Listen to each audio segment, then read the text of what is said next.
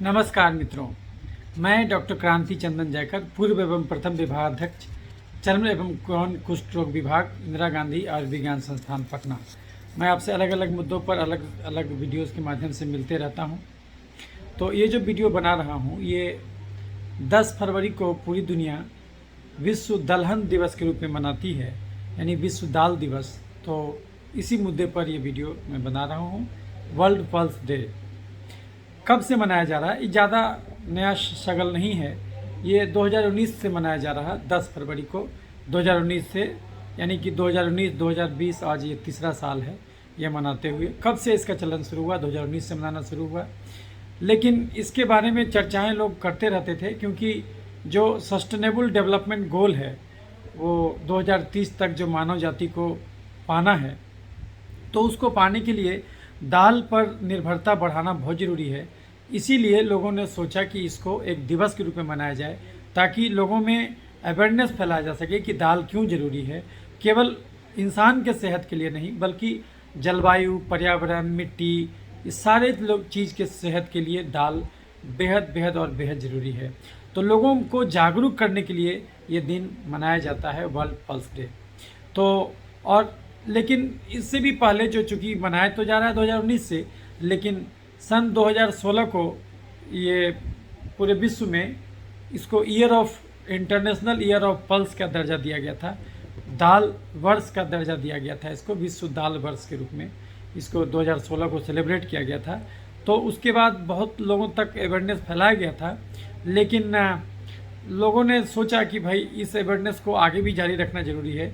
इसीलिए फिर बर्किनो फासो ने, एक जो कंट्री है, उन्होंने यूनाइटेड नेशंस में इस मुद्दे को उठाया कि भाई क्यों नहीं इसको हर साल मनाया जाए।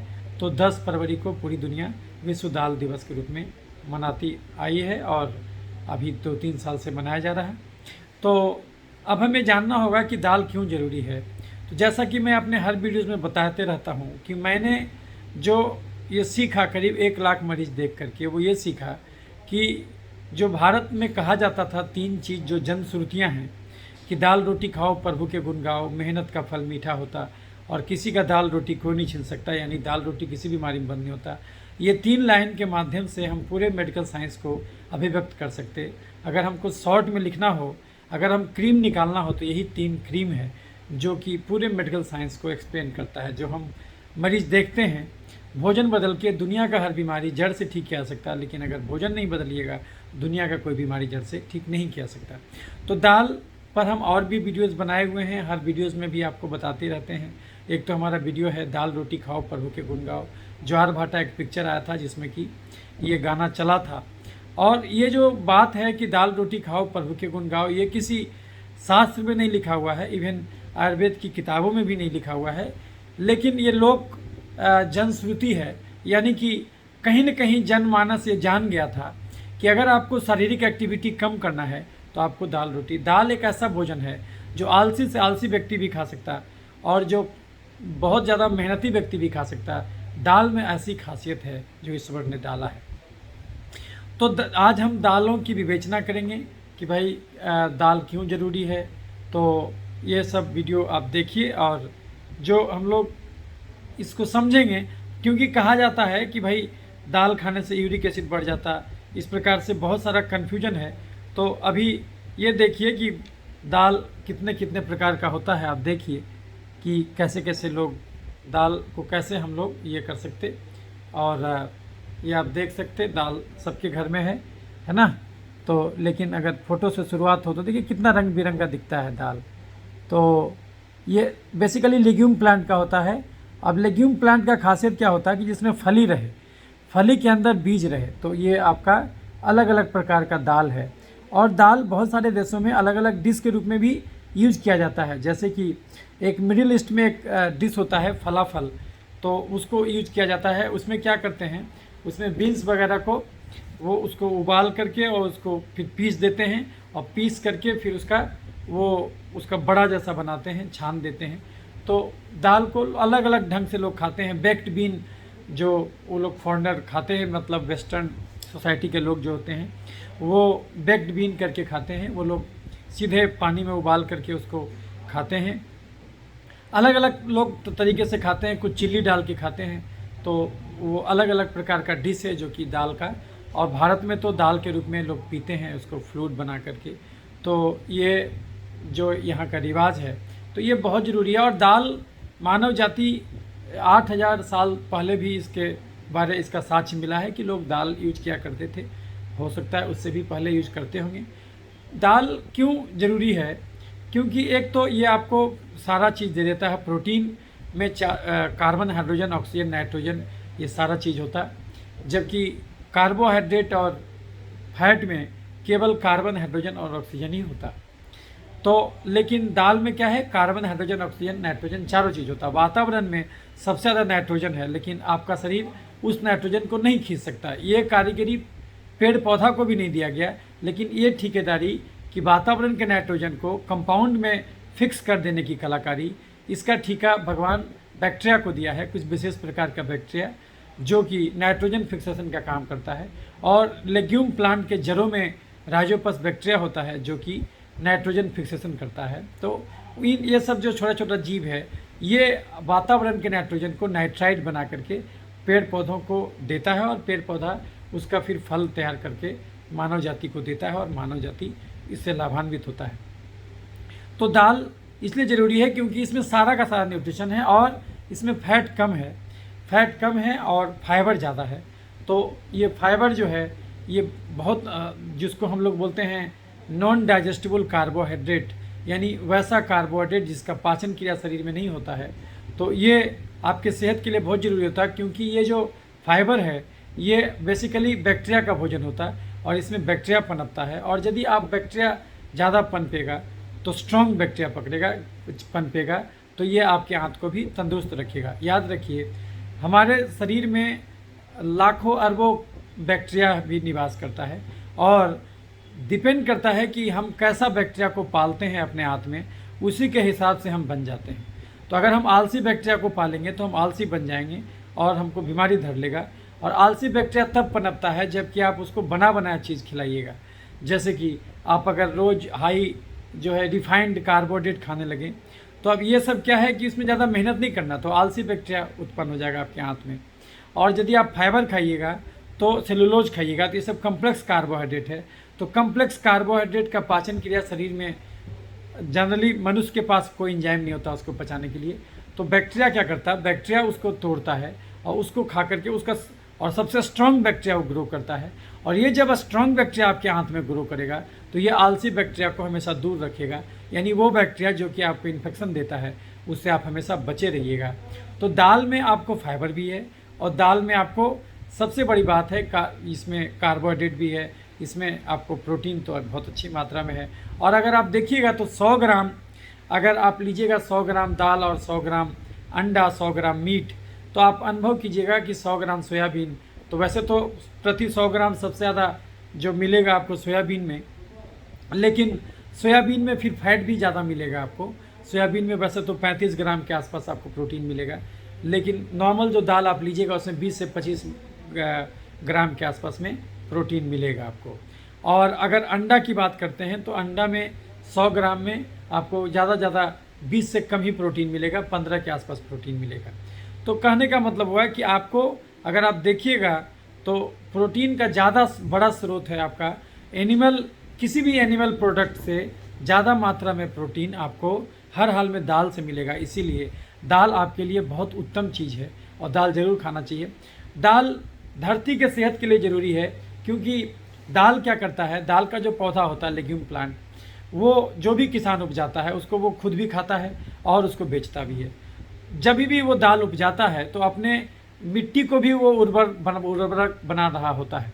उसको अलग से कोई खाद छिड़कने का जरूरत नहीं पड़ता, जैसे कि कार्बोहाइड्रेट उगाने में होता। जैसा कि नाम से क्लियर है, कार्बोहाइड्रेट जो वर्ड है वो हाइड्रेटेड कार्बन से आया है, यानी कि वो सबस्टांस जिसमें कि बहुत ज़्यादा मात्रा में हाइड्रोजन ऑक्सीजन मोलिक्यूल हो, वाटर बहुत ज़्यादा हो। तो ये क्या करता है, कार्बोहाइड्रेट जब भी आप किसी भी जगह रोपिएगा तो ज़मीन का जो सारा पानी है वो सोख लेगा। तो आपको वो जब एक बार उपजा लीजिएगा तो ज़मीन का अच्छा खासा आपको वो ख़राब कर देगा, पूरा पानी आपका ग्राउंड वाटर सोख लेगा। लेकिन जो लेग्यूम प्लांट जो है वो ज़मीन से ज़्यादा पानी नहीं सोखता, वो वातावरण का जो है कि पानी अवशोषित करता है, वो वातावरण का पानी लेकर के वो पलता है। और ख़राब से ख़राब लैंड्स में भी आप इसको जो है दाल को उगा सकते, उसको बहुत ज़्यादा पानी का दरकार नहीं होता। तो अगर आप यदि कार्बोहाइड्रेट उपजाते हैं, चावल उपजाते हैं, हाई कार्बोहाइड्रेट डाइट जैसे उपजाते हैं, जैसे कि आप शुगर केन उपजा रहे हैं, तो आपको बीच में दलहन का पौधा भी लगा देना होगा। उससे क्या होगा कि एक तरफ अगर वो पानी खींच रहा है तो एक तरफ पानी वो ज़मीन के अंदर डालेगा। दूसरी बात कि दाल को आप जो जनरली हम लोग क्या खाते हैं, उसका बीज खाते हैं। जो फलिया होता है, फलिया के अंदर बहुत सारा बीज होता है और बीज को सुखा के हम लोग दाल के रूप में खाते हैं। दाल में एक और खासियत है कि इसको बहुत दिनों तक आप स्टोर करके रख सकते हैं, तो ये ख़राब जल्दी नहीं होता। तो इसीलिए एक ये भी चीज़ है कि आप इसका भंडारण बहुत ज़्यादा जितना आपको चावल गेहूं का भंडारण मुश्किल है, दाल का भंडारण उतना मुश्किल नहीं है। आप कम से कम ये में भी आप उसका भंडारण अच्छे से कर सकते हैं, उसका बीज के रूप में रख सकते हैं, जो कि भविष्य में भी आपको पौधा उगाने में काम देगा, आपको खाने में भी काम देगा। और किसान उसको खुद भी यूज करेगा, खुद भी स्वस्थ होगा, दूसरे को भी बेच सकता है। तो आप अगर जो आप ज़्यादा कार्बोहाइड्रेट उपजाइएगा, आप चावल उपजाए तो आप बीच में दाल उपजा लीजिएगा, तो जो उर्वरकता खराब करेगा कार्बोहाइड्रेट वो आपको दाल से रिकवर हो जाएगा। चूँकि और एक चीज़ और भी है कि दाल का आप बीज खाइएगा, लेकिन उसका जो बाकी जो चीज़ बच गया, उसका फलिया बच गया, आप जैसे कि आप छिम्मी खाते हैं, मटर खाते हैं, तो मटर का आप दाना खा लेते हैं, उसका जो बाकी जो बच गया बाहर का जो फलिया जिसको आप फेंक देते हैं, वो गाय बैल ये सब का बहुत अच्छा भोजन है वो, तो वो आप उसको दीजिएगा तो गाय उसको ज़्यादा न्यूट्रिशियस खाना मिलेगा उसको, और उससे दूध उसका उत्पादन बढ़ेगा। तो कहने का मतलब हुआ कि ये जो फलिया बच गया आपको, ये फलिया भी आपको बहुत अच्छा फॉडर के रूप में काम करेगा, और जो है कि जीव जंतु का वो भोजन बनेगा, आपके पालतू पेट्स का वो खाना बनेगा, तो वो आपके पेट्स की सेहत को भी ठीक रखेगा। तो आपको ये भी फायदा हो गया। दूसरी बात, जो चीज़ आप नहीं खा रहे हैं, आप भी नहीं खा रहे हैं, जानवर भी नहीं खा रहा है, उसको आप क्या कीजिए, उसको सीधे काट करके उसी खेत में आप रख दीजिए उसको, और रख दीजिए तो क्या होगा, कुछ दिन में सड़ जाएगा, बाद में वो ह्यूमस का निर्माण करेगा, और ये जो ह्यूमस बनेगा ये जो है कि मिट्टी की उर्वरकता को बढ़ाएगा, क्योंकि उसी में फिर बैक्टीरिया पनपेगा और वो मिट्टी बहुत उर्वर हो जाएगा। फिर वैसा आप खुद खाद बना सकते हैं, आपको ये सब खाद नहीं खरीदना पड़ेगा। तो ये सब आपको फ़ायदा हो गया कि अगर आप दाल खा रहे हैं, तो दाल उपजा रहे हैं, तो आपका भी सेहत सुधरेगा, और आजकल और जो है कि पर्यावरण का भी सेहत सुधरेगा। क्योंकि जब आप खाद का प्रयोग करते हैं तो एक तो खाद बनाने में भी बहुत सारा CO2 और जो है कि ये ग्रीन हाउस गैसेस का उत्सर्जन होता है, जैसे कि मीथेन गैस निकलता है। तो ये सब जो गैस निकलता है ये ग्रीन हाउस इफेक्ट कराता है, उसके चलते धरती का टेम्परेचर बढ़ता है और ग्लेशियर पिघलता है। तो इसीलिए जो है कि आपको बहुत सारा देश के अस्तित्व पर संकट आता है। तो इसीलिए दाल, अगर अभी देखिए भूस्खलन हुआ, वो आपका ग्लेशियर पिघला, तो ये सब ग्लेशियर क्यों पिघल रहा है, क्योंकि टेम्परेचर बढ़ रहा है। जो टेम्परेचर बढ़ रहा है तो जाहिर सी बात है वो अचानक जो है कि वो पानी बन जा रहा है और अचानक बरस जा रहा है, वो बादल फट जा रहा है, तो वो बहुत सारा आपदा आ रहा है। अभी हाल में आपदा आया आपका उत्तराखंड में, 2013 में भी आया था। तो कहने का तात्पर्य ये हुआ कि जो धरती का टेम्परेचर बढ़ रहा है, क्योंकि हम लोग CO2 गैसेस को ज़्यादा उत्सर्जन कर रहे हैं। तो अगर हम जो ये डालते हैं खाद के रूप में, तो ये जो खाद डालते हैं ये सब क्या है, यूरिया डालते हैं, फास्फोरस डालते हैं, तो ये सब जो हम डालते हैं ये किसी भी, एक तो इसको बनाने में अच्छा खासा CO2 उत्सर्जन होता है, मीथेन गैस निकलता है, और जब आप उसको डालते भी हैं तो उससे भी मीथेन गैस निकलता है, तो उससे भी जो है कि आपका, लेकिन अगर आप इस प्रकार से खुद खाद बनाते हैं तो इसमें आपको ये सब नुकसान नहीं होता। तो आप उसको वहाँ छोड़ दीजिएगा, तो उसके चलते क्या होगा कि वातावरण का मॉइस्चर एब्जॉर्ब होकर मिट्टी में जाएगा, तो आपका मॉइस्चर लेवल भी मेंटेन हो जाएगा, और उसको फिर आप जो है कि वो मिट्टी उर्वरक हो जाएगा, आपका ह्यूमस कंटेंट उस मिट्टी का बढ़ जाएगा, तो उसको भी आप जो है कि यूज कर सकते हैं दूसरे फसल के रूप में, आपका पैदावार बढ़ जाएगा, खर्चा कमेगा। उसको ऑर्गेनिक तो आजकल कहा जाने लगा है, लेकिन उसको ऑर्गेनिक नहीं, उसको आप उसको कह सकते हैं कि वो आध्यात्मिक खेती उसको कह सकते हैं, क्योंकि इसमें आपको कुछ लेना देना नहीं पड़ा। जो अभी जो ऑर्गेनिक करके आपको केचुआ और ये सब दिया जा रहा है, तो वास्तव में ये भी आपको केचुआ जो दिया जा रहा है वो वास्तव में वो मेन केचुआ नहीं है। मेन केचुआ तो आपको बाहर में नहीं पलेगा, वो तो जब भी पलेगा ज़मीन के अंदर पलेगा। तो आपको जो बाहर में केचुआ पला के दिया जा रहा है वो केचुआ का एक वेराइटी है, वो अलग वेराइटी है। वास्तव में वो मेहनती केचुआ नहीं है, वो उस प्रकार से मिट्टी को उर्वरक नहीं बनाएगा जैसे कि आपको क्लेम किया जा रहा है, और वो ऑर्गेनिक खाद और ज़्यादा महंगा होता। तो बेसिकली ये लोग जो पूंजीवादी व्यवस्था है वो आपको हमेशा गुलाम बना के रखना चाहता है। इसी वजह से आपको खाद का जरूरत, आपको उस पर डिपेंडेंसी बढ़ाने के लिए इस प्रकार का वो किया जाता है। खैर वो अलग बात है, लेकिन हम दाल की महत्ता के बारे में समझना चाह रहे हैं अभी इस वीडियो के माध्यम से, तो उसी पर हम अपनी चर्चा सीमित रखते हैं। तो क्या है कि दाल में आपको कार्बन, हाइड्रोजन, ऑक्सीजन और नाइट्रोजन भी है, फास्फोरस भी है, तो ये आपको, और इसमें जिंक भी है, इसमें कॉपर भी है, इसमें आयरन भी है, तो आपको ये सारा चीज़ दे देगा, आपको मिला जुला के इकट्ठे दे देगा और कम से कम फैट देगा। तो इसके वजह से आपको बेनिफिट होगा कि अगर आप, और सबसे बड़ी बात जो दाल में है वो है एंटी न्यूट्रिएंट। दाल में एक एंटी न्यूट्रिएंट मिला हुआ है जो कि आपके खून में चीनी को घुसने से रोक देता है। नहीं तो आप भले ही मेहनत ना करें, चीनी 100% अंदर जाता, क्योंकि बिना चीनी के जीवन संभव नहीं है। कार्बोहाइड्रेट किसी भी सेल के लिए सबसे बेहतरीन ऊर्जा का स्रोत होता है। तो आप जो चीनी खाते हैं वो खड़क से अंदर जाता है, और अंदर जाके यदि वो एक्स्ट्रा बच गया तो या तो वो चर्बी, या तो वो तेजाब, नहीं तो जहाँ तहाँ छिड़क के इन्फेक्शन का कारण बनता है। लेकिन दाल में एक खासियत है कि इसमें एंटी न्यूट्रिएंट डाला हुआ है। ये जो एंटी न्यूट्रिएंट होता है ये एक एकार्बोज जैसा चीज़ है। जैसे कि डायबिटीज़ में एक दवा यूज किया जाता है एकार्बोज, वोगलीबोस करके, वो बहुत फेमस दवा इंडिया में भी चलता है, तो हम लोग लिखते हैं उसको। तो वो जो दवा है वो एकार्बोज जैसा चीज़ आपको दाल के अंदर मिला हुआ है। तो अगर आप दाल खाते हैं तो आपका शरीर में जो कार्बोहाइड्रेट है वो ज़्यादा एब्जॉर्ब नहीं होगा। वो तभी एब्जॉर्ब होगा जब आप ज़्यादा मेहनत कीजिएगा, मेहनत के हिसाब से एब्जॉर्ब होने लगेगा। जबकि बाकी फूड्स में ऐसा नहीं है। बाकी फूड में आप मेहनत नहीं भी कीजिएगा, एक जगह बैठे भी रहिएगा, तो भी आपका चीनी अंदर जा कर के एब्जॉर्ब होगा। तो ये दाल में खासियत है। तो इसीलिए जो है कि दाल हमको ज़्यादा खाना चाहिए। और तो लेकिन बहुत लोग इसके बारे में भ्रांतियाँ फैला दिए हैं कि जिसका यूरिक एसिड बढ़ा हो, जिसको किडनी का बीमारी हो, जिसका लीवर का बीमारी हो, उसको दाल नहीं खाना चाहिए। नहीं, ये बहुत गलत बात है। दाल किसी का बंद नहीं हो सकता। जैसे कि हमने बताया कि 3 ही लाइन है मेडिकल साइंस। अगर हम पुरानी जनश्रुतियों को आधुनिक ज्ञान से जोड़ दें तो 1 लाख मरीज देख के हम यही सीखे कि 3 ही लाइन है मेडिकल साइंस। पहला लाइन, मेहनत का फल मीठा होता, यानी बिना मेहनत के कोई भी कार्बोहाइड्रेट गड्ढे में गिरा देगा। दूसरा लाइन, दाल रोटी खाओ प्रभु के गुण गाओ। मेहनत नहीं करते अगर बुद्धिजीवी का जीवन जीते, श्रमजीवी का नहीं, तो दाल रोटी खा के रहिए। और तीसरा लाइन, किसी का दाल रोटी कोई नहीं छीन सकता, यानी दाल रोटी किसी भी चीज़ में बंद नहीं होता। यानी लेकिन दाल रोटी बोला गया, रोटी दाल नहीं। यानी 70% भोजन दाल और 30% भोजन ही रोटी से आएगा। यानी दाल ज़्यादा होना चाहिए, रोटी कम होना चाहिए। सोचिए उस ज़माने में भी लोगों को कहीं न कहीं अंतरात्मा में ये बात पता थी कि अवचेतन में ये बात पता थी कि भाई दाल बहुत ज़रूरी है। अगर आप मेहनत कम करते हैं तो आपको दाल पी के रहना चाहिए।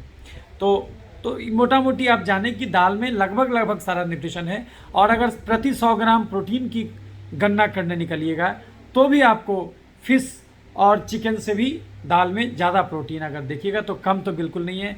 मटन में भी करीब 25 ग्राम के आसपास प्रोटीन होता, और प्रति 100 ग्राम इसमें भी लगभग 25 ग्राम इसमें भी होता है। लेकिन मटन अगर खाइएगा, रेड मीट खाइएगा, तो अच्छा खासा ग्लाइकोजन भी आपको फ्री में मिलेगा, और ये ग्लाइकोजन आपको बहुत नुकसान करेगा। मटन में आपको कोई फाइबर नहीं मिलेगा, जबकि दाल में फाइबर मिलेगा। और ये जो नॉन डाइजेस्टेबल कार्बोहाइड्रेट है ये आपकी सेहत के लिए बहुत ज़रूरी है, क्योंकि ये क्या करता है, आपके आंत में ज़्यादा मेहनती बैक्टीरिया को भी उपजाता है। और ये ज़्यादा मेहनती बैक्टीरिया आपके शरीर में आक्रमण करने वाले हानिकारक बैक्टीरिया को कंट्रोल करके रखता है और आपको बहुत सारे बीमारियों से बचा लेता है।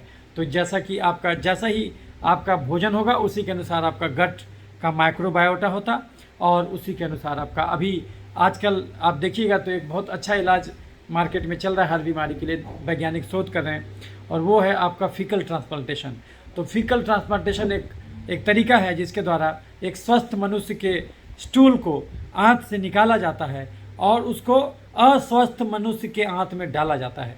जैसे मान लिया कि हम अगर दाल पी रहे हैं, हम स्वस्थ हैं, तो हमारे स्टूल को निकाला जाएगा और किसी वैसे मोटे आदमी के आंत में डाल दिया जाएगा, उसको किसी भी शक्ल में दिया जाएगा, उसको या तो इंडोस्कोपी के द्वारा उसको अंदर दे दिया जाएगा। उसके चलते क्या होगा, वो सही अच्छे बैक्टीरिया का प्रत्यारोपण हो गया, वो ट्रांसप्लांटेशन हो गया, तो उसकी वजह से जो है कि उसका सेहत सुधरने लगेगा। तो ऐसा वैज्ञानिक शोध हो रहा है, और ऐसा बहुत सारे शोधों में बहुत अच्छा रिजल्ट आ रहा है। लोग इसको बहुत अचंभे से देख रहे हैं, और ऑक्सफोर्ड यूनिवर्सिटी में इस पर शोध चल रहा है कि भाई फीकल ट्रांसप्लांटेशन बहुत सारी बीमारियों के लिए बहुत अच्छा दवा साबित हो सकता है। तो सोचिए कि अगर हम लोग खुले में शौच रोक रहे हैं और एक तरफ वही शौच को क्या हम लोग डाल रहे हैं, तो सोचिए खुले में शौच क्यों रोक रहे हैं। क्योंकि बीमारी गंदगी से नहीं, बीमारी ज़रूरत ज़्यादा खाया गया चीनी से होता, कंगाल के घर में चोरी नहीं होता। यानी बैक्टीरिया, फंगस, वायरस रूपी चोर शरीर रूपी घर में तभी अटैक करेगा जब चीनी रूपी धन जरूरत ज़्यादा रहे। बिना चीनी के इंसान मर जाएगा। लेकिन इंसान का सबसे बड़ा दिक्कत अब आज के ज़माने में ये हो गया कि अब वो इतना कम शारीरिक एक्टिविटी करने लगा, वो हर चीज़ के लिए इतना ना मशीन खोज लिया कि अब उसको केवल उतना ही चीनी यानी कार्बोहाइड्रेट का जरूरत रह गया जितना कार्बोहाइड्रेट दाल रोटी में है।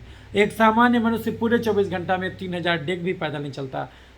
तो इसीलिए अब आदमी चीनी, चावल, आलू, खस्सी का मांस, मीठा फल, दूध, मैदा, chips, chocolate, ice cream, cold drink, मिठाई, समोसा, पिज्जा, बर्गर, चूड़ा का भुंजा, मूढ़ी का भुंजा, मकई का भुंजा, गाजर, चुकंदर, छोहाड़ा, किशमिश, खजूर, देसी मुर्गा, खस्सी का मांस, बड़ा मछली, हॉर्लिक्स, कम्प्लान, बोर्नवीटा, खिचड़ी, खीर, ग्लूकोन डी, पूस का पिट्ठा, कुकर का चावल, सेवई, साबूदाना, मखाना, पानी, फल, सिंघाड़ा, ये सब हाई कार्बोहाइड्रेट डाइट लेने के लिए अब इंसान एलिजिबल नहीं रहा, योग्य नहीं रहा। लेकिन अगर फिर भी ये सब खाइएगा तो ना केवल चमड़ा का बीमारी बल्कि आगे चल के बीपी होगा, चीनी होगा, थायराइड होगा, खून में तेल बढ़ेगा, खून में यूरिक एसिड बढ़ेगा, गठिया यानी जोड़ों में दर्द, घबराहट, बेचैनी, अनिद्रा, मिर्गी, पागलपन, मुंह में छाला, फैटी लीवर, कब्ज, गैस, बवासीर, पथरी, पेशाब का इन्फेक्शन, टॉन्सिलाइटिस, साइनोसाइटिस और दम्मा, महिलाओं में मानसिक का गड़बड़ी, धात का समस्या, छाती का गिल्टी, बच्चा नहीं ठहरना, पुरुषों में प्रोस्टेट का गड़बड़ी, नपुंसकता, dengue, malaria, typhoid, chicken pox, hepatitis B, HIV, tuberculosis, leprosy, corona virus और अंत में हार्ट अटैक, लकवा, कैंसर भी धरे,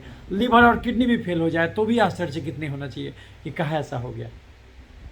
तो अंत में ये समझ लीजिए कि दुनिया में कोई भी बीमारी 5 ही कारण से होता है। नंबर 1, ज़्यादा चीनी खाना यानी हाई कार्बोहाइड्रेट डाइट लेना। नंबर 2, कम प्रोटीन खाना, तो प्रोटीन बढ़ा दीजिए। प्रोटीन कहाँ से मिलेगा? दाल, राजमा, सोयाबीन, अंडा। तो 1 कटोरा गाढ़ा मिक्स दाल सवेरे, 1 कटोरा गाढ़ा मिक्स दाल दोपहर, 1 कटोरा गाढ़ा मिक्स दाल रात में पीजिए। भोजन से पहले दाल पीजिए। जैसे होटल में जाते हैं, रेस्टोरेंट में पहले सूप ऑर्डर करते, उसी ढंग से दाल ऑर्डर कीजिए। और दाल में 50% मूंग होना चाहिए, बाकी 50% में बाकी सारा दाल होना चाहिए। तो मूंग, मसूर, राहर, उड़द, चना, उसमें पालक का साग, टमाटर भी डाल दीजिए। कुकर या तसला में खोला दीजिए, घोटनी से घोट दीजिए, छौंक दीजिए। उसमें जो हल्दी डालते हैं वो भी डाल दीजिए। 1 कटोरा गाढ़ा मिक्स दाल सवेरे, 1 कटोरा गाढ़ा मिक्स दाल दोपहर, 1 कटोरा गाढ़ा मिक्स दाल रात में पीजिए। भोजन से पहले दाल पीजिए और दाल के बाद दूसरा खाना खाइए सलाद में खीरा, ककड़ी, टमाटर। और उसके बाद पेट में जगह रहे तब रोटी खाइए 24 घंटे में।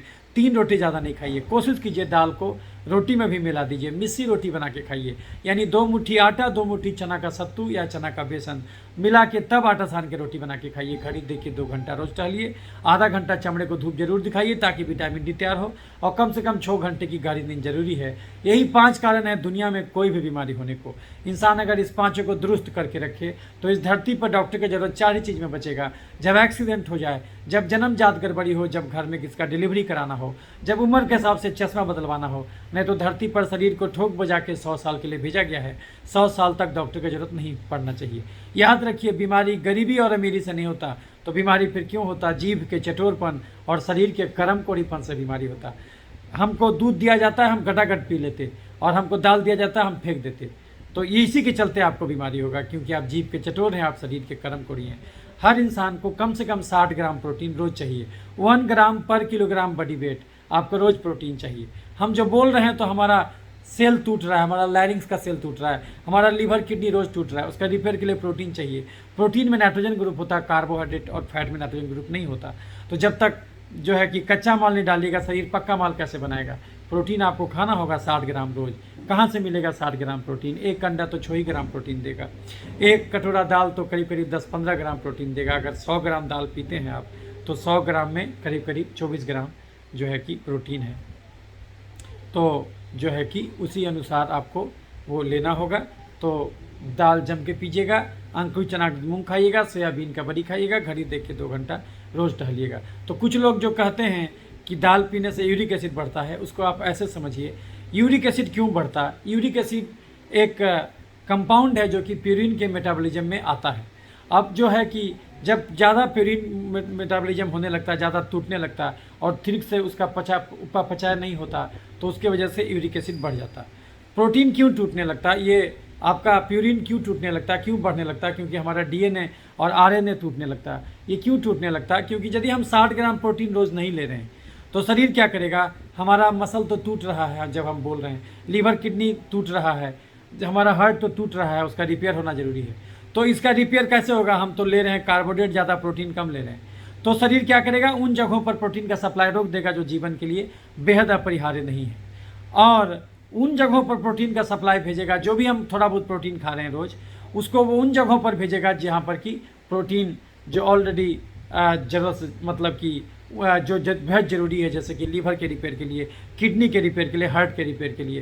तो इन जगहों पर प्रोटीन भेजेगा और उन जगहों पर प्रोटीन का सप्लाई रोक देगा जो बहुत ज़रूरी नहीं है, जैसे बाल भी प्रोटीन है, नाखून प्रोटीन है। तो इन जगहों पर प्रोटीन का सप्लाई रुक जाएगा तो बाल ज़्यादा झड़ने लगेगा, ये आपका नाखून खराब होने लगेगा वगैरह वगैरह, आपका चमड़े में जो चोंटा निकलता है वो भी प्रोटीन है, चमड़ा ड्राई रहने लगेगा।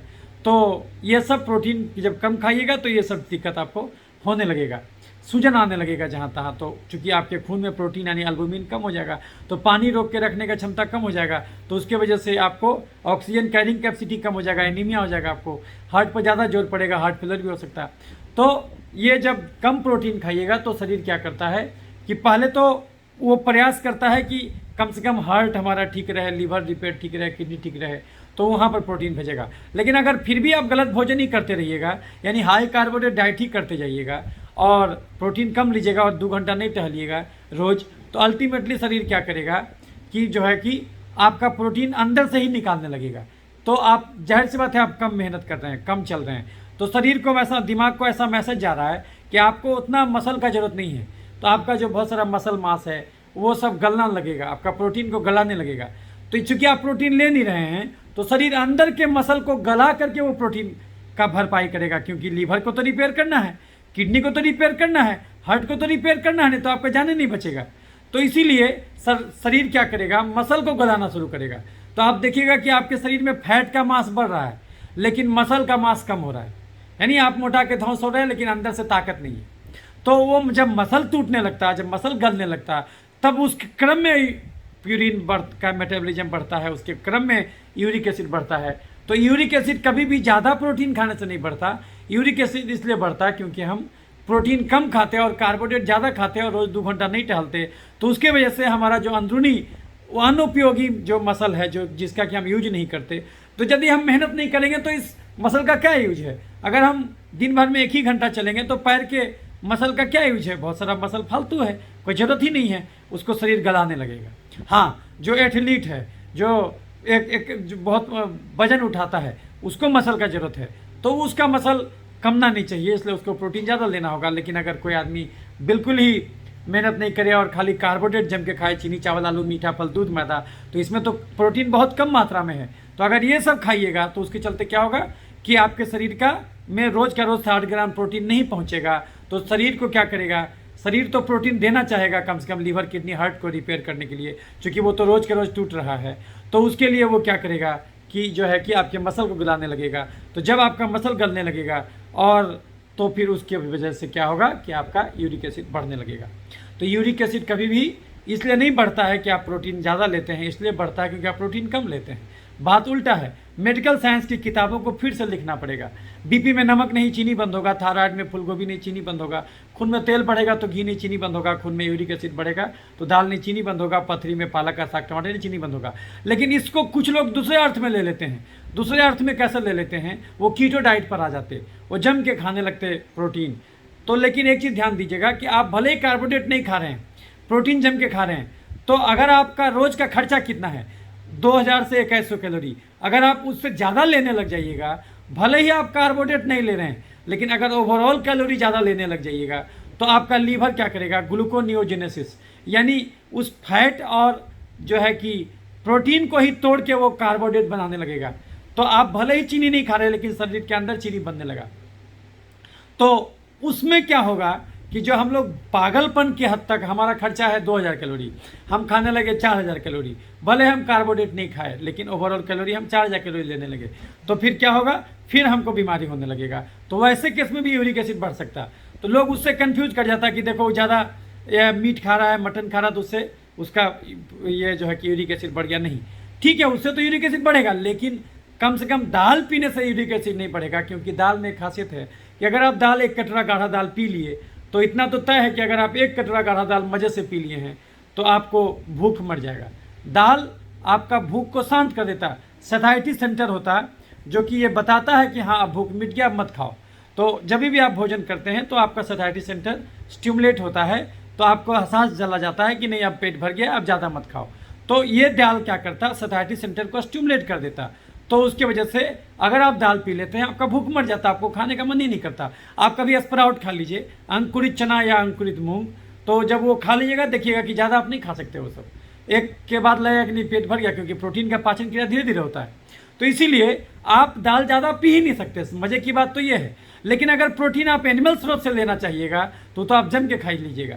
आप खस्सी का मांस कभी रुकिएगा ही नहीं, खाते जाइएगा, क्योंकि उसमें फाइबर कम है। तो और जो है कि उसमें अलग प्रकार का ये है, आपका जो है फैट ज़्यादा है उसमें, तो वो आपको फैट ज़्यादा रुचिकर लगेगा, आपके टेस्ट बड को ज़्यादा अच्छा लगेगा वो। तो जाहिर सी बात है वो आप ज़्यादा खा लीजिएगा। तो लोगों को क्यों लगता है कि प्रोटीन खाने से यूरिक एसिड बढ़ता है? इसीलिए क्योंकि वो उससे कंपेरिजन करते हैं कि भाई देखो इतना प्रोटीन खा रहा था। लेकिन बात प्रोटीन का नहीं है, बात है कि आप प्रोटीन कहाँ से ला रहे हैं, ये इंपॉर्टेंट है। तो दाल, इसलिए आपको बोल रहे हैं कि दाल सबसे सर्वश्रेष्ठ प्रोटीन है। और जलवायु के लिए लिहाज से भी अच्छा है, क्योंकि अगर आप दाल खाते हैं तो 1 किलो के लिए 1 किलो दाल उपजाने में करीब करीब 1300 लीटर पानी का खर्चा होता है। लेकिन अगर 1 किलो आप चिकन खाइएगा तो उसको बनाने के लिए करीब करीब 3900 लीटर पानी का खर्च हो जाता है। अगर आप खस्सी का मांस खाइएगा तो जो है कि उसको उपजाने के लिए करीब करीब 4500 लीटर पानी का ज़रूरत पड़ेगा।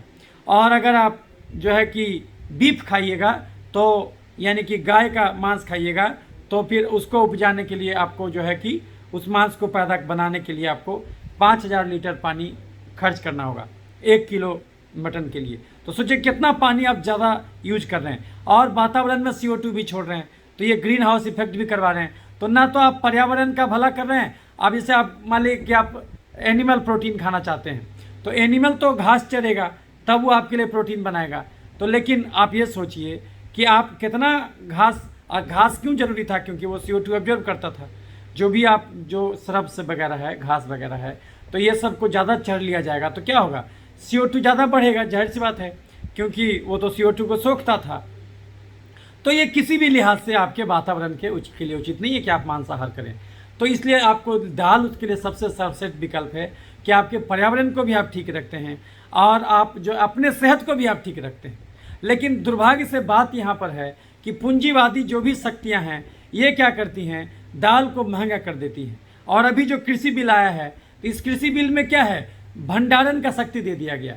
तो पूंजीपति क्या करेगा, वो एक से एक कोल्ड स्टोरेज खोलेगा और जम के जम भंडारण कर लेगा। अभी तक पुराने कानून में पाबंदी था कि आप भंडारण नहीं कर सकते कृषि पदार्थों का, तो अब क्या करेगा, वो जम के भंडारण कर लेगा, मार्केट का सारा दाल उठा लेगा और दाल उसका रेट जाहिर सी बात है बढ़ जाएगा। अब वो दाल धीरे धीरे करके निकालने लगेगा।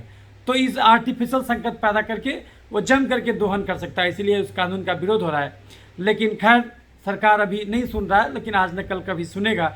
उसमें कम से कम ये जो कृषि कानून है उसमें ये वाला जो पक्ष है, जो भंडारण वाला पक्ष है, ये सही नहीं है। ये आगे जमाखोरी को अनुमति देता है, तो इससे जो है कि गरीबों को नुकसान होगा, ये सबको नुकसान होगा। ये जो है दूसरी बात कि लोग पूंजीपति जो है उन चीज़ों को उपजाने लगेगा, किसान को बोलने लगेगा कि जैसे उसका चीनी का आइटम जो है वो चीनी उपजाएगा और जम करके उसमें खाद डलवाएगा, ज़मीन का ज़्यादा दोहन करेगा और एक बार खाद जम के डालिएगा वो आपका बंजर हो जाएगा भूमि, तो जम के चूस लेगा वो और वो आलू उपजाएगा। वो इस प्रकार से हाई कार्बोहाइड्रेट डाइट उपजाएगा, क्योंकि यही सब तो मार्केट में ज़्यादा बिकता है।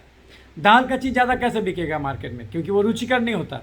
लेकिन कार्बोहाइड्रेट बड़ा रुचिकर होता है, आपके जीवा को ज़्यादा आनंद देता है। आप जो chips, chocolate, ice cream, cold drink, मिठाई, समोसा खाते हैं, सब हाई कार्बोहाइड्रेट डाइट है, तो ये सब ज़्यादा रुचिकर लगता है, आपको ज़्यादा मज़ेदार लगेगा।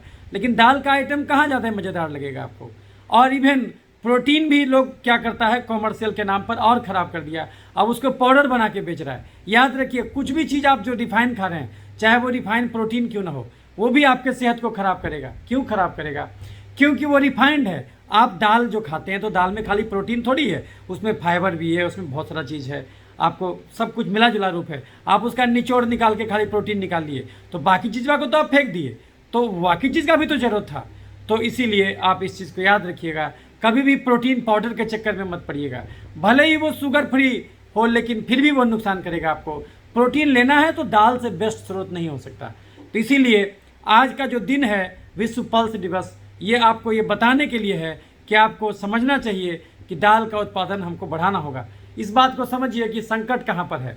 भारत में प्रति व्यक्ति एक साल में 70-80 किलो चावल उपजता है, 71 किलो गेहूं उपजता है और मात्र 15 किलो दाल उपजता है। दाल का आयात करना पड़ता है भारत में। सोचिए क्या स्थिति है।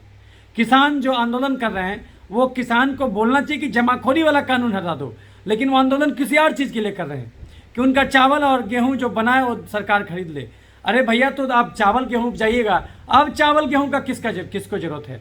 सरकार तो कह रहा है कि अब आदमी तो चलता नहीं, इसलिए अब इसी चावल गेहूं से इथेनॉल बनाएंगे और बायोलॉजिकल फ्यूल, बायोफ्यूल कहते हैं, वो बनाएंगे। अभी सरकार टारगेट दिया है कि 2022-2024 तक जो है कि करीब करीब 20 से 30% जो है, 24% जो है कि इथेनॉल मिलाएगा, 20% जो है कि इथेनॉल पेट्रोल में मिलाएगा। ये धीरे धीरे टारगेट है कि ज़्यादा 50% तक कर देना है। बायोफ्यूल 50%, 22% और बाकी जो 50% आएगा वो जो है कि आपका जीवाश्म जो ऑयल है वो वाला यूज करना है। तो कहने का मतलब हुआ कि चूंकि अब आदमी नहीं चल रहा, तो अब जो कार्बोहाइड्रेट है यानी हाइड्रोकार्बन है, अब उससे गाड़ी चलेगा। चूंकि आपको ज़रूरत नहीं है, तो आप जो कार्बोहाइड्रेट उपजाइएगा तो उससे आप वातावरण को भी डैमेज कीजिएगा और उससे जो है कि अपना सेहत भी खराब कीजिएगा खा करके, क्योंकि वो एम्प्टी कैलोरी होगा। क्योंकि क्यों ऐसा होता है, आप जितना चिप्स खाइएगा आपको उतना चिप्स खाने का मन करेगा, कभी भूख मिटेगा नहीं। आप जितना मिठाई खाइएगा लेके और खा लें। क्यों ऐसा होता है? क्योंकि उसमें आत्मा तृप्त नहीं हो पाता, क्योंकि उसमें सब चीज़ नहीं मिलता आपको। कार्बन, हाइड्रोजन, ऑक्सीजन तो मिल जाता, लेकिन नाइट्रोजन नहीं मिलता। जीवन के लिए चारों जरूरी। जब चारों मिल जाएगा तो देखिएगा अब आत्मा तृप्त हो गया। तो बाकी प्रोटीन जो आप खाते हैं, तो अगर आप एनिमल प्रोटीन लीजिएगा, आप चिकन लीजिएगा, तो 100 ग्राम चिकन में करीब करीब 15-20 ग्राम ही प्रोटीन है। लेकिन जब आप दाल खाइएगा तो दाल में 20 ग्राम से प्रोटीन तो किसी दाल में कम नहीं है। सारा का सारा दाल में 20 ग्राम से ज़्यादा है। तो लेकिन फिर वो ज़्यादा मज़ेदार लगता है चिकन। क्यों? क्योंकि उसमें फैट भी होता है और उसमें कुछ ना कुछ ग्लाइकोजन भी होता है जो कार्बोहाइड्रेट है। तो कहने का मतलब हुआ कि आपको वो ज़्यादा रुचिकर लगेगा, क्योंकि उसमें फाइबर कम है। फाइबर में टेस्ट नहीं होगा, आपको ख़राब लगेगा। आपको साग खाइएगा कैसा लगेगा? आपको खीरा टमाटर कहाँ अच्छा लगता है आपको? तो इस बात को समझना होगा कि दाल जो है, तो जो है कि हर बीमारी यही 5 कारण से होता है। ज़्यादा कार्बोहाइड्रेट खाना, कम प्रोटीन खाना, नहीं टहलना और आधा घंटा भी चमड़े को धूप नहीं दिखाना, 2 घंटा भी नहीं टहलना और 6 घंटा भी गहरे नींद नहीं लेना। तो ये हम कैसे सीखे? ये हम 1 लाख मरीज के अनुभव से सीखे कि इस धरती पर कोई भी बीमारी यही 5 कारण होता है। 1 चम्मच चीनी खाना थोड़ी गलत है, भगवान तो खाने के लिए बनाया, लेकिन अगर 1 चम्मच चीनी खाए हैं तो 600 कदम चलना भी होगा। 1 चम्मच चीनी 600 कदम, 1 आलू 3200 कदम, 1 सेव 2500 कदम, 1 आम 3000 कदम, आधा किलो दूध 10 किलोमीटर चलने का था। आप खाए और नहीं चले तो शरीर उस चीनी को क्या करेगा? या तो उसको चर्बी बनाएगा तो मोटापा का रोग, या तो उसको तेजाब बनाएगा तो एलर्जी का अलग अलग रोग, नहीं तो उसको जहाँ तहाँ छिड़केगा तो इन्फेक्शन का रोग। चर्बी तोंद में जम गया, कोई बात नहीं, दर्जी कपड़ा घेरा बढ़ा के तोंद को ढक देगा। चर्बी यहाँ जम गया, जेंथेलेस्मा, कोई बात नहीं, केमिकल ला के हटा देंगे। लेकिन चर्बी खून की नली में जमेगा तो खून का नली संकीर्ण हो जाएगा। हार्ट को संकीर्ण नली से खून भेजना होगा तो ब्लड का प्रेशर बढ़ेगा, उसको बोलते हैं बीपी का बीमारी। हार्ट की नली में चर्बी जमेगा, हार्ट अटैक या धड़कन का बीमारी। सीढ़ी चढ़िएगा, हाँफने लगेगा। दिमाग की नली में चर्बी जमेगा, लकवा मारेगा। ओवरऑल चर्बी जमेगा, बेचैनी, घबराहट, अटकपारी, दर्द, मिर्गी, पागलपन। चर्बी यहाँ जमेगा, थायराइड का बीमारी, लैरिंक्स में जमेगा, खराटा शुरू हो जाएगा, सोए सोए दम फूलेगा, लीवर में चर्बी जमेगा तो फैटी लीवर, कब्ज, गैस, बवासीर, पथरी। पैनक्रियाज के बीटा सेल में चर्बी जमेगा तो डायबिटीज। महिलाओं में ओवरी के पास चर्बी जमेगा तो मानसिक गड़बड़ी, दांत का समस्या, छाती का गिल्टी, बच्चा उठाने में दिक्कत। पीसीओडी, पुरुषों में प्रोस्टेट के पास चर्बी जमेगा, प्रोस्टेट का साइज बढ़ेगा, मूत्र नली पर दबाव पड़ेगा, पेशाब खुलासा नहीं होगा, बार बार यूटीआई। किसी नस में चर्बी जमेगा तो नस का झिनझिनी, न्यूरोपैथी। यहाँ पर चर्बी जमेगा तो किडनी उड़ेगा। और यानी शरीर रूपी घर में एक्स्ट्रा चीनी खा के चर्बी रूपी कचरा जमा कर दें तो शरीर का हर अंग कुम्हलाने लगेगा। ये तो एक नुकसान हुआ। चीनी से खाली चर्बी नहीं, तेजाब भी बनाता। किताब में तेजाब नहीं लिखा हुआ है। तेजाब हम कहते हैं उसको, किताब में लिखा हुआ है इन्फ्लेमेटरी साइटोकाइन या फ्री रेडिकल डैमेज या ऑटो एंटीबॉडीज फॉर्मेशन या सी रिएक्टिव फॉर्मेशन। तो ये सब जो होता है ये तेजाब की तरह काम करता है। जब आपका खर्चा है 2000 कैलोरी, आप रोज़ खाइएगा 4000 कैलोरी और इसमें ज़्यादातर कार्बोहाइड्रेट होगा, दाल आप कम पीजिएगा तो शरीर क्या करेगा, उस चीनी को तेजाब भी बनाएगा। वो तेजाब अलग ढंग से डैमेज करेगा। सांस की नली में तेजाब गया तो सांस की नली को छील देगा, तो टॉन्सिलाइटिस, साइनोसाइटिस, दमा, खांसी, निमोनिया करा देगा। जोड़ में तेजाब गया तो गठिया, अर्थराइटिस करा देगा। चमड़े में तेजाब जाएगा तो एक्जिमा, सोरियासिस, सफेद दाग, जुड़पीती, छाही, पिंपल करा देगा। दिमाग में तेजाब गया तो मिर्गी, पागलपन, लीवर में तेजाब गया तो जॉन्डिस करा देगा। सबका सब चीनी शरीर चर्बी और तेजाब नहीं बनाता। कुछ एक्स्ट्रा चीनी को खून से निकाल के शरीर में जहाँ तहाँ छिड़कता। तो उन्हीं जहाँ तहाँ वाले जगहों में एक जगह है पसीना। यदि आपके पसीने में रोज का रोज चीनी छिड़का जाएगा तो ऐसा दिनाय पकड़ेगा, ऐसा बलतोड़ पकड़ेगा, फॉलिकुलाइटिस, ऐसा बॉयल पकड़ेगा, ऐसा चिकन पॉक्स वायरस पकड़ेगा जो ठीक ही नहीं होगा। यदि आपके लार में, सलाइवा में रोज का रोज चीनी छिड़का जाए तो ऐसा कोरोना पकड़ेगा, ऐसा मुंह का छाला पकड़ेगा, ऐसा टीबी पकड़ेगा जो ठीक ही नहीं होगा। चीनी गिराइएगा तो चीटी लगेगा। याद रखिए, बीमारी गंदगी से नहीं, बीमारी जरूरत ज़्यादा खाया गया चीनी से होता। सरकार उल्लू बना रहा, स्वच्छता अभियान में अरबों रुपया खर्च कर रहा। कंगाल के घर में चोरी कभी नहीं होता। यानी बैक्टीरिया, फंगस, वायरस रूपी चोर शरीर रूपी घर में तभी अटैक करेगा जब चीनी रूपी धन जरूरत ज़्यादा रहे। बिना चीनी के आदमी मर जाएगा, ये बात भी सही है। ये हम चीनी के बलबूते ही बोल रहे हैं, लेकिन मनुष्य जाति का दुर्भाग्य कि अब उसको केवल उतना ही चीनी यानी कार्बोहाइड्रेट का जरूरत रह गया जितना कार्बोहाइड्रेट दाल रोटी में है। एक सामान्य मनुष्य पूरे 24 घंटा में 3000 डेग भी पैदल नहीं चलता, तो आदमी के बदले चलता कौन? Tempo, taker, motorcycle, Bolero, jeep. ये समस्या अब गांव में भी आ गया क्योंकि सरकार खुले में शौच रोक दिया। कम से कम टॉयलेट के नाम पर चला करता था, वो कहानी भी खत्म है। तो अगर आप शारीरिक एक्टिविटी बहुत ज़्यादा कम कीजिएगा तो ये चीनी आपके लिए जहर हो जाएगा। तो ऐसे केस में आपके लिए दाल अमृत के समान है, क्योंकि दाल एक ऐसा जो है कि कार्बोहाइड्रेट का भी स्रोत है, प्रोटीन का स्रोत है। इससे ज़्यादा का जरूरत ही नहीं है, इससे ज़्यादा कार्बोहाइड्रेट नहीं चाहिए। और एक बैलेंस कार्बोहाइड्रेट है, मतलब ये खुद ही अपना कंट्रोल कर लेता है। दाल आप ज़्यादा पी ही नहीं सकते, ये सबसे बड़ी बात है। दाल अपना लिमिट खुद ही तय कर देता है। तो दाल अगर प्योर आप दाल पीने बैठिएगा या फिर जो बेक्ड बीन खाइएगा या फिर एक फिलाफल करके एक भोजन आता है जो कि मिडिल ईस्ट में खिलाया जाता है, वो दाल को ही पीस करके उसका बनाया जाता है पकौड़ा स्टाइल में, तो वो सब आप ज़्यादा खा ही नहीं सकते। इसीलिए दाल जो है कि अपने आप ही संतुष्टि दे देता है आपको जल्दी। तो इसीलिए दाल आपको हर लिहाज से अच्छा है कि आपको बेस्ट प्रोटीन का स्रोत है। एनिमल प्रोटीन से भी आपको ज़्यादा प्रोटीन देता है दाल, और आपको फैट नहीं ज़्यादा देता, कोलेस्ट्रॉल ज़्यादा नहीं देता। हालांकि फैट से दिक्कत उतना नहीं होता, लेकिन फिर भी फैट में भी नाइट्रोजन ग्रुप नहीं है, इसलिए फैट भी आपको आदी बना देगा। इसीलिए जो है कि आपको सबसे अच्छा स्रोत है आपका दाल। तो विश्व दाल दिवस पर जो हम आपको समझाए, ये इसी 4-5 कारण से बीमारी होता जो हम आपको बताए। तो इसीलिए अगर आपको सही में स्वस्थ रहना है तो उसका सूत्र क्या है? 1 कटोरा गाढ़ा दाल सवेरे, 1 कटोरा गाढ़ा दाल दोपहर, 1 कटोरा गाढ़ा दाल रात में पीजिए। चारों पांचों दाल मिला दीजिए, मूंग, मसूर, राहर, उड़द, चना। उसमें पालक का साग, टमाटर डाल दीजिए, कुकर तसला में खोला दीजिए, घोटनी से घोट दीजिए, छौंक दीजिए। 1 कटोरा गाढ़ा मिक्स दाल सवेरे, दोपहर, रात। कुछ लोग हमसे क्वेश्चन करते हैं कि सर बिहार में दाल बनता है लेकिन बहुत सारे गुजरात वगैरह में दाल नहीं बनता, तो उसके लिए हम लोग क्या करें? कोई बात नहीं, आप अंकुरित चना, अंकुरित मूंग ये सब खाइए। आप सीधे सीधी वो ले लीजिए, उसका जो सिंपल जो फलिया मिलता, बीज मिलता दाल का, उसी को आप उसको पानी में फुला दीजिए। वो जब निकल जाएगा स्प्राउट बना दीजिए और वो खाइए आप जम करके। 1 प्लेट सवेरे, 1 प्लेट दोपहर, 1 प्लेट रात, 3 प्लेट रोज खाइए। अंकुरित चना मूंग खाइए, उसी को आप फुला भी दीजिए, उसको बॉयल कर दीजिए, उसको छान भी सकते, थोड़ा बहुत फैट अगर खाना का मन है तो वो भी कर सकते। तो दाल जम के पीजिए, अंकुरित चना मूंग खाइए। 24 घंटे में 3 रोटी ज़्यादा मत खाइए, 1 सुबह, 1 दोपहर, 1 रात। पेट नहीं भरा तो दाल अनलिमिटेड, हरा सब्जी अनलिमिटेड, खीरा टमाटर अनलिमिटेड। लेकिन ज़मीन के नीचे उपजने वाला गाजर, चुकंदर, मुरई, सलजम, प्याज और जो है कि आपका आलू, अरुई, ओल, शकरकंद, चुकंदर, गाजर, केला, मुरई, सलजम, ये सब नहीं खाना। और दाल जम के पीना, हरा सब्जी जम के खाना, अंकुरित चना मूंग खाना। घड़ी देख के 2 घंटा रोज टहलिए, बिना काम के चलिए, और आधा घंटा चमड़े को धूप जरूर दिखाइए ताकि विटामिन डी पैदा हो। तो उसके चलते आपको सारा बीमारी खत्म हो जाएगा। तो आप भी स्वस्थ हो गए। तो अब किसान भाई को हम ये कहना चाहेंगे कि जो किसान जो गेहूँ और चावल का खेती कर रहे हैं उनको अब ये सब त्याग देना होगा और दाल का खेती करना होगा। सरकार को भी दाल पर इंसेंटिव देना होगा और चावल गेहूँ का दाम बढ़ाना होगा और उस पर टैक्स लगाना होगा, क्योंकि जो भी खा रहा है वो पक्का बीमारी को बुला रहा है। क्योंकि अब उतना मेहनत कोई नहीं करता। अब 8 घंटा कुदाल कोई नहीं चलाता, 8 घंटा पीठ पर बोझा कोई नहीं धोता। अब 8 घंटा पैदल नहीं चल के 2 ही घंटा लोग पैदल चलता। इसलिए जो आदमी भी चीनी, चावल, आलू, मीठा, फल, दूध, मैदा, chips, chocolate, ice cream, cold drink, मिठाई, समोसा, पिज्जा, बर्गर, ये हाई कार्बोहाइड्रेट डाइट लेगा वो गड्ढे में गिरेगा, खुद भी बीमार होगा और दूसरों को भी बीमार करेगा। तो इस सरकार को क्या करना चाहिए? चीनी, चावल, आलू, खस्सी का मांस, मीठा, फल, दूध, मैदा पर टैक्स लगा दे।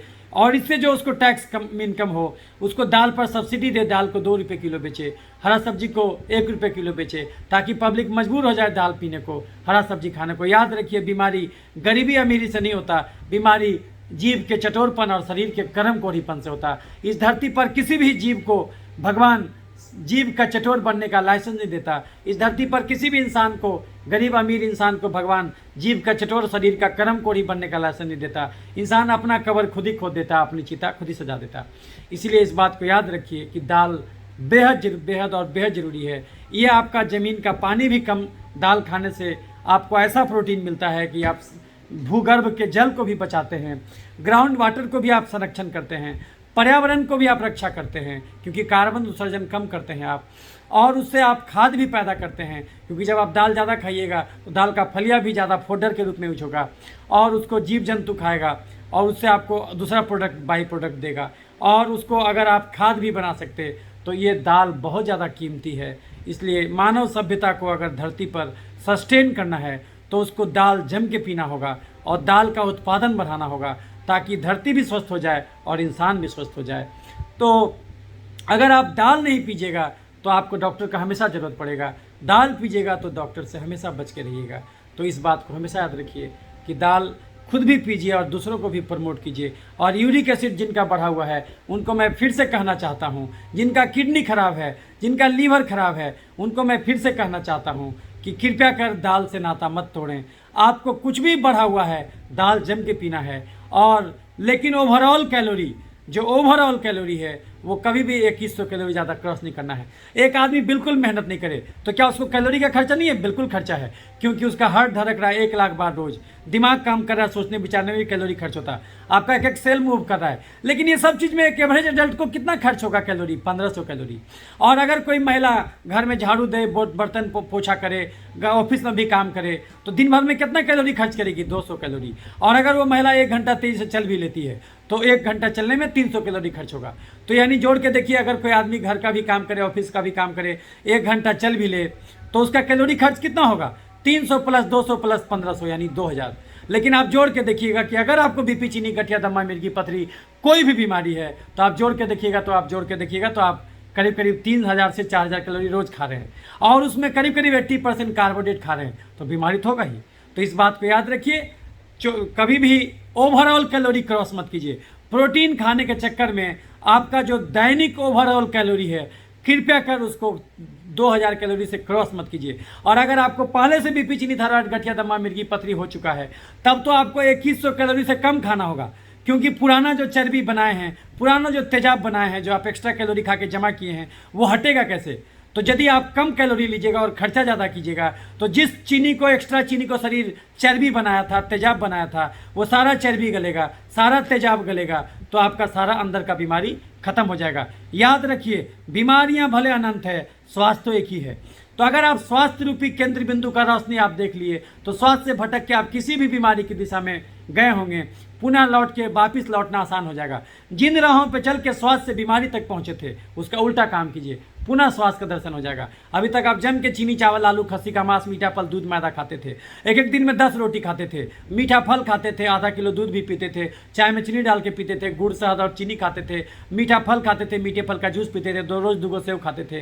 तो ये सब के बदले तो आपको 30-40 किलोमीटर चलना चाहिए था, लेकिन आप खा तो लिए लेकिन चले नहीं। आपका खर्चा था 2000 कैलोरी, आप ये सब जोड़ दीजिएगा तो कैलोरी आएगा 4000 कैलोरी। बात खाली कैलोरी का नहीं है, आप जो खा रहे हैं वो डिसबैलेंस खाना खा रहे हैं, क्योंकि उसमें कार्बोहाइड्रेट बहुत ज़्यादा है। और कार्बोहाइड्रेट का शरीर में एक ही काम है, एक्टिविटी। कार्बोहाइड्रेट का काम है एक्टिविटी, प्रोटीन का काम है इम्यूनिटी, स्ट्रेंथ देना शरीर को, फैट का काम है दिमाग और नस मजबूत करना, फाइबर का काम है हाथ मजबूत करना। ये चारों खाने का अलग अलग काम है। तो आपको एक बैलेंस मेंटेन करना होगा, खाली कैलोरी मेंटेन करने से नहीं होगा, आपको ये भी देखना है कि ये सब अनुपात सही हो। तो आप जो ये जम के भोजन किए, उसमें जम के चीनी था, तो ये सब खाना छोड़ दीजिए। कुकर का चावल, आलू का सब्जी, एक दिन में 10 रोटी खाना, 5 गो आलू खाना, ज़मीन के नीचे का चीज़ खाना, वो सब खाना छोड़ दीजिए। दाल जम के पीने लगिए, अंकुर चना के मूंग खाने लगिए, सोयाबीन का बड़ी खाने लगिए, और घड़ी देख के 2 घंटा रोज टहलने लगिए। तो देखिएगा सारा चर्बी गल गया, सारा तेजाब गल गया, तो सारा बीमारी ठीक हो जाएगा। 50% बीमारी तो आप बिना दवा के ठीक कर सकते हैं, खाली भोजन बदल के। याद रखिए, डाइट और एक्सरसाइज 90% योगदान करता और दवा केवल 10% योगदान करता। लेकिन लोग आपको ये सब नहीं बताएंगे, क्योंकि मेडिकल साइंस का जो ढांचा खड़ा है वह ऐसे पर खड़ा है कि दवा भी रहे, डॉक्टर भी रहे, बीमारी भी रहे, मरीज भी रहे, यानी चारों खुशीपूर्वक जीवन यापन करे। इसलिए डॉक्टर आपको झूठ बोलने लगता कि बीपी जड़ से नहीं जाएगा, चीनी जड़ से नहीं जाएगा, गठिया जड़ से नहीं जाएगा, दम्मा जड़ से नहीं जाएगा, मिर्गी पथरी जड़ से नहीं जाएगा, हमारे पास भेजिए, सब बीमारी जड़ से जाएगा। गड़बड़ चीज खाना छोड़ दीजिए, दाल जम के पीजिए, अंकुर चना मूंग खाइए, सोयाबीन का बड़ी खाइए, घड़ी देख के 2 घंटा रोज टहलिए। नहीं तो न केवल ये चमड़ा का बीमारी बल्कि अभी जितने बीमारी का नाम गिना है वो सब भी शुरू हो जाएगा। या और जांच कराइएगा तो वो सब भी आपको दिख जाएगा। इसलिए जांच भी पूरा कराना चाहिए। डॉक्टर पूरा जांच नहीं कराता। जो भी विभाग का हार्ट का गड़बड़ी हो तो खाली हार्ट का जांच कराएगा, लिवर का गड़बड़ी हो खाली लिवर का जांच कराएगा। नहीं, जांच हमेशा पूरा कराइए। सीबीसी जांच, LFT, KFT, TSH, anti TPO, blood sugar random, blood sugar fasting PP और HbA1c और इंसुलिन फास्टिंग पीपी और जो है कि टॉर्च टेस्ट और आपका BDRL, आपका जो है कि RA फैक्टर, आपका PSA लेवल और आपका LH/FSH रेशियो, टेस्टोस्टेरोन, प्रोलैक्टिन, ये सारा जांच जब कराइएगा, IgE लेवल, तो आप दंग रह जाइएगा। कम से कम 4 से 5 मेजर गड़बड़ी आपके शरीर में जरूर निकलेगा। तो IgE लेवल, तो ये सब जब जांच कराइएगा तो दंग रह जाइएगा कि आपको खाली बीपी, चीनी, गठिया, दमा ये नहीं है, और भी गड़बड़ी है, क्योंकि कारण तो एक ही था, गलत भोजन। याद रखिए, बीमारियां भले अनंत हो, स्वास्थ्य तो एक ही है। तो इसीलिए दाल संपूर्ण सेहत के लिए बेहद बेहद बेहद बेहद और बेहद जरूरी है। ये आपका भी सेहत सुधारेगा, ये पूरे मानवता और कायनात का सेहत सुधारेगा।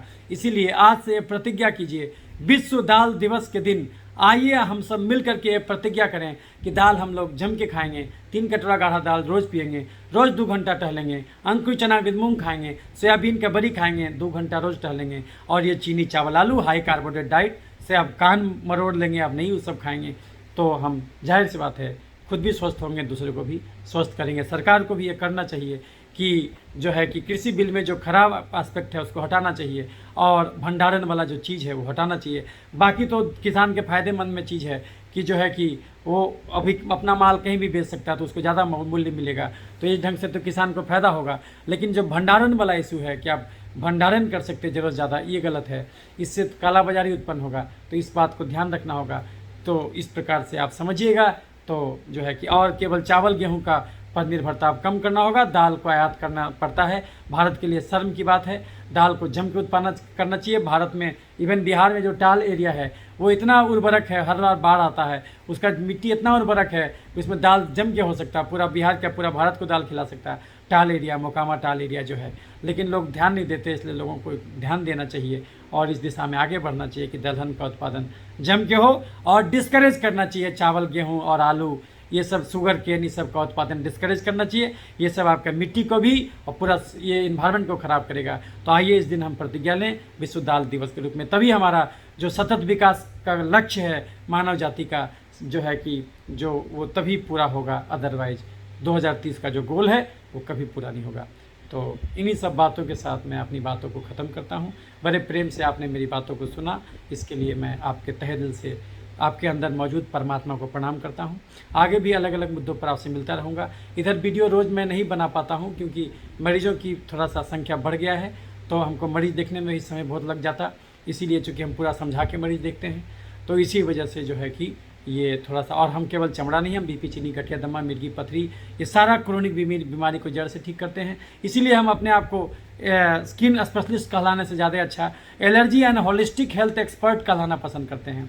इसीलिए चूँकि भोजन बदल के हर बीमारी को ठीक करने की कलाकारी हम यहाँ पर 1 लाख मरीज देख के सीखे, तो ये अनुभव चाहते हैं कि ज़्यादा ज़्यादा लोगों तक जाए।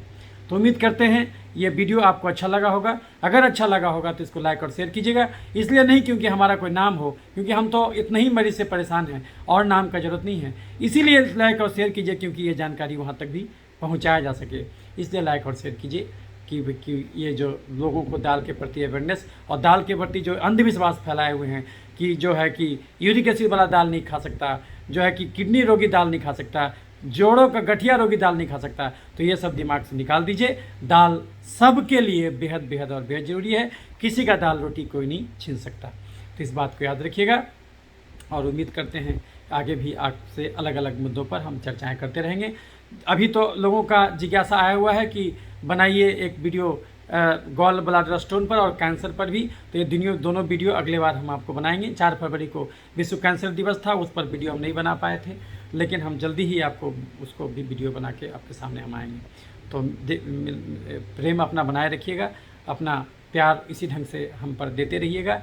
वीडियो को लाइक और शेयर कीजिएगा, सब्सक्राइब कीजिएगा चैनल, ताकि हम जैसे ही वीडियो बनाएं आप तक पहुँचे। तो आपके अंदर मौजूद परमात्मा को मेरा फिर पुनः प्रणाम। स्वस्थ रहें, सुखी रहें, और दाल को हर जगह मानव जाति को जो है कि दाल के लिए प्रेरित करते रहें। नमस्कार।